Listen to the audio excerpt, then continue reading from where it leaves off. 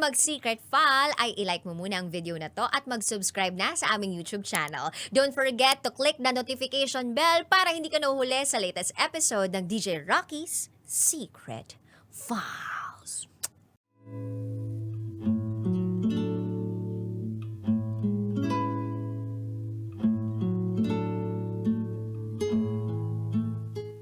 And now, it's time for DJ Rocky's Secret Files with Jello.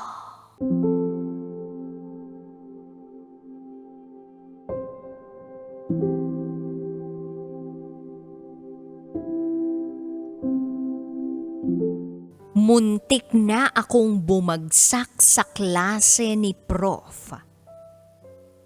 At may paraan daw para pumasa ako.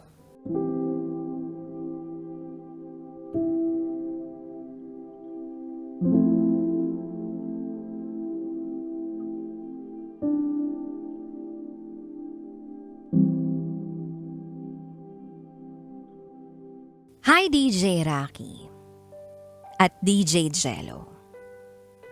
Gabi-gabi akong nakikinig sa programa ninyo.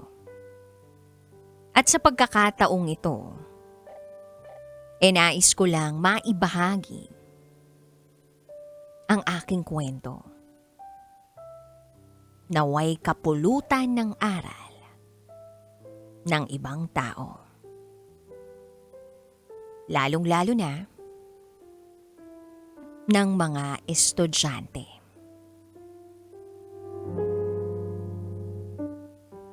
Itago niyo ako sa pangalang Dondon. At ito, ang aking secret file.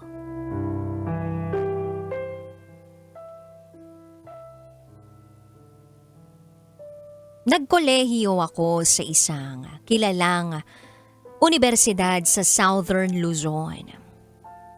Mataas ang expectations sa school namin. Kaya hindi ko maiwasan na makaramdam ng pressure. May mga pagkakataon na para bang iniisip ko na hindi ko na kaya. At dumating nga ang pagkakataong yun. Namuntik na akong bumagsak sa isang subject ko.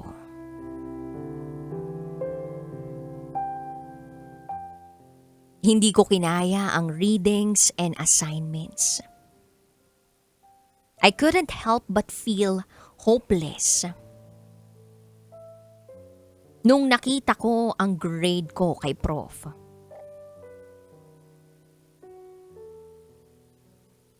Tinanong ko si Prof. Pumunta ako sa office niya. At nagtanong ako kung may pagkakataon pa ba akong makapasa. Nag-usap kami at sabi niya, magbibigay raw siya ng isang special project. Pero may kondisyon. Kailangan ko raw isubmit sa kanya ang special project na ito ng 7:30 p.m. sa apartment niya. Ibinigay niya sa akin ang address. At pinaalala niya sa akin na dapat bago mag 7:30 ay naroroon na ako. At that moment, pakiramdam ko wala akong choice. Kaya pumayag ako. Bit-bit ang special project. Dumating ako sa apartment niya. Madilim. Para bang aircon lang ang nakabukas.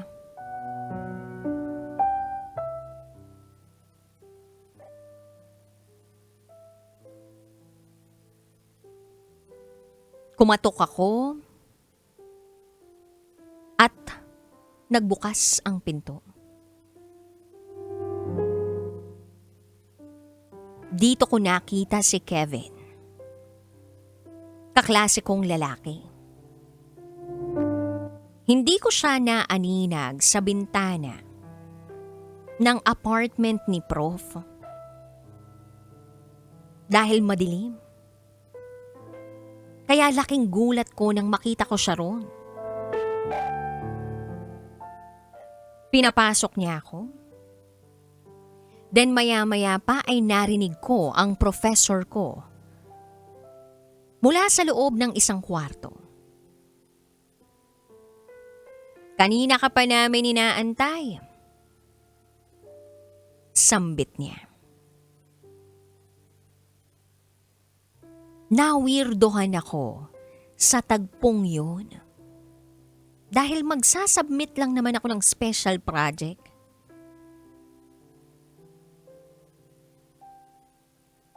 Kaya napatanong ako kay Prof.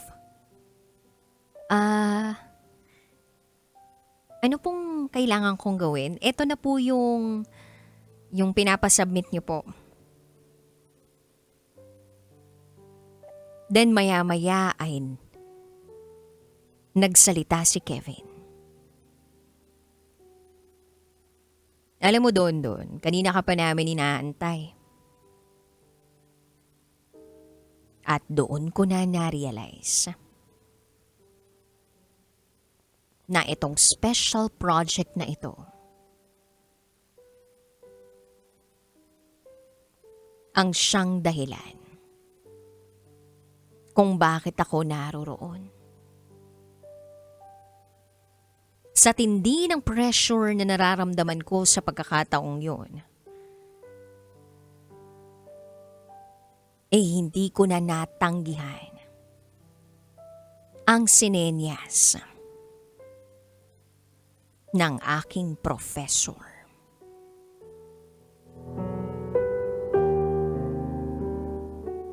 Yes, DJ Rocky at DJ Jello.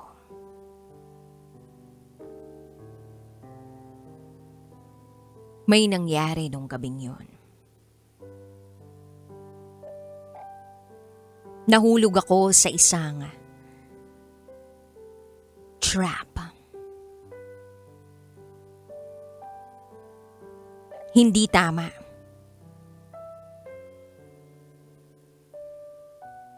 Pero wala akong choice.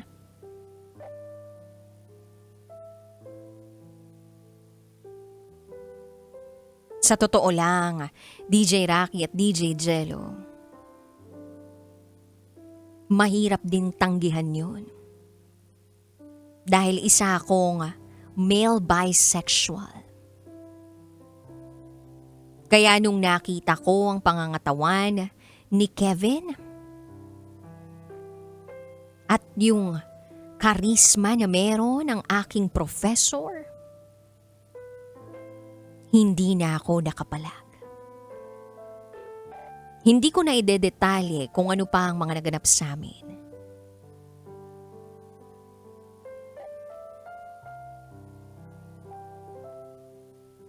But it is what it is. Nagtuloy-tuloy ang ganung gawain sa amin ni Prof at Kevin. Minsan napapatanong ako sa sarili ko kung hanggang kailan ako dito sa sitwasyong ito. Isa pang tanong, paano nga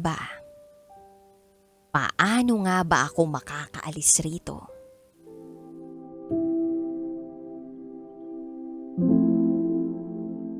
Hanggang isang araw, dumating si Pia.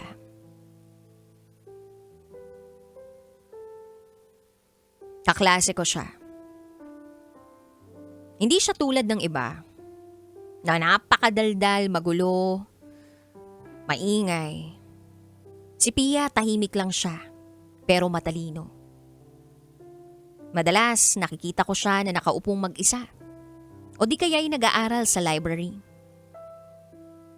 Hindi ko siya pinapansin noon, pero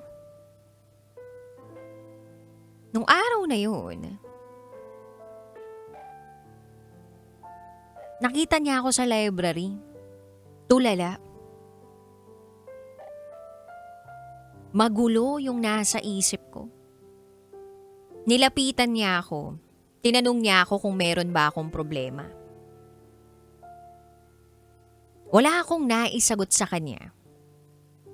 Pero pakiramdam ko, meron siyang alam tungkol sa mga nangyayari.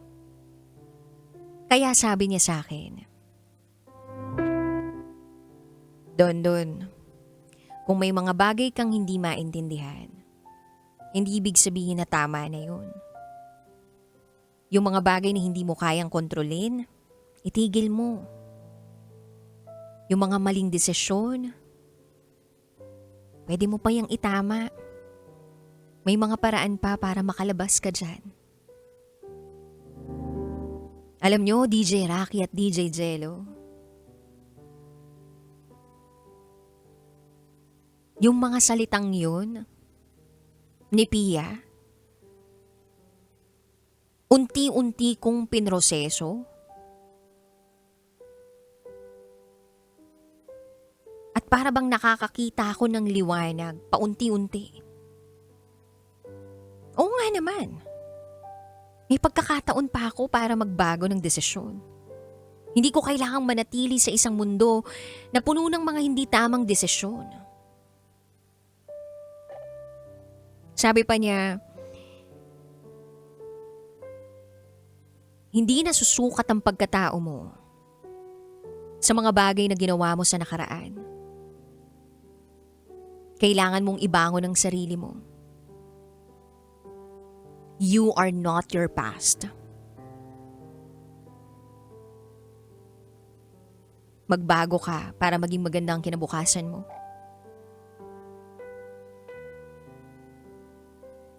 Hindi ko raw kailangang makakuha ng approval ng iba sa maling paraan.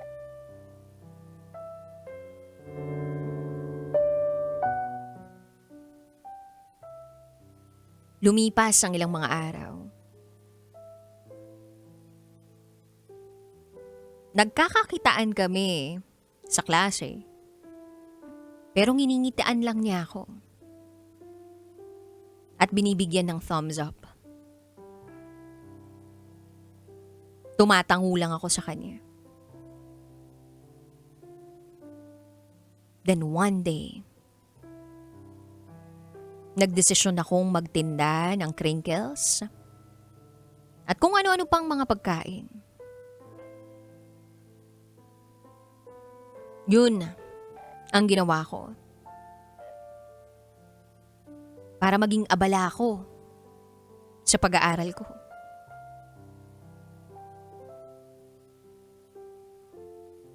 Tinulungan din ako ni Pia. Hindi na rin ako nagre-reply kay Prof. Hindi ko na rin pinapansin si Kevin. Total, matatapos na rin yung SEM nung time na yon. Buti na lang,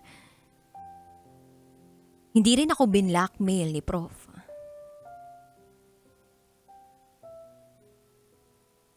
Siguro dahil alam niyang may alas ako sa kanya. Nag-focus ako sa sarili ko. At sa mga bagay na makakatulong sa hinaharap ko.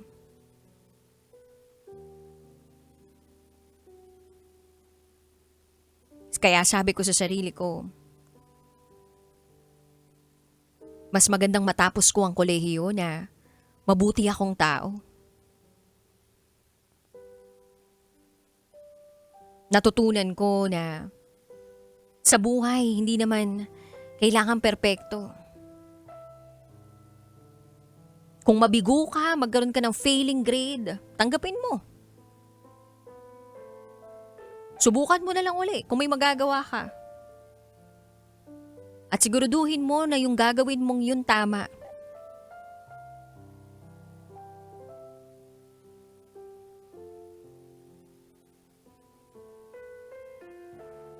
Humingi ako ng tawad sa sarili ko.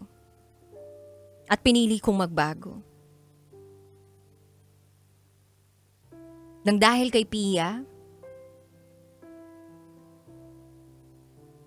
nagkaroon ng kaliwanagan sa utak ko.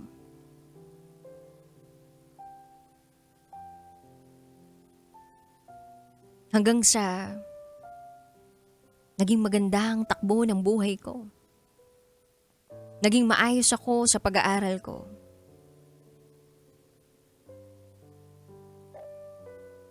Then 2 years ago,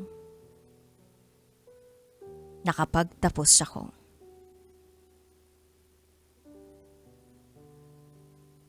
Kung meron akong isang bagay na natutunan sa nangyari sa buhay ko, hindi nasusukat ang tagumpay sa grades o sa proyekto. Nasusukat ito sa kagandahang loob na meron ka. Sa pagpili mo ng tama. Sa pagkakaroon mo ng karangalan.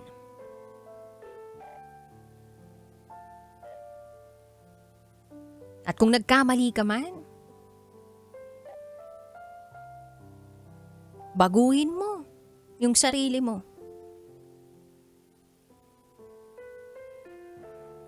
At itama mo ang desisyon mo.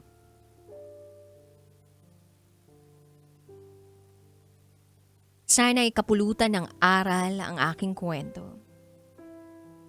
Hanggang dito na lang po, DJ Rocky at DJ Jello. Muli, ako si Dondon.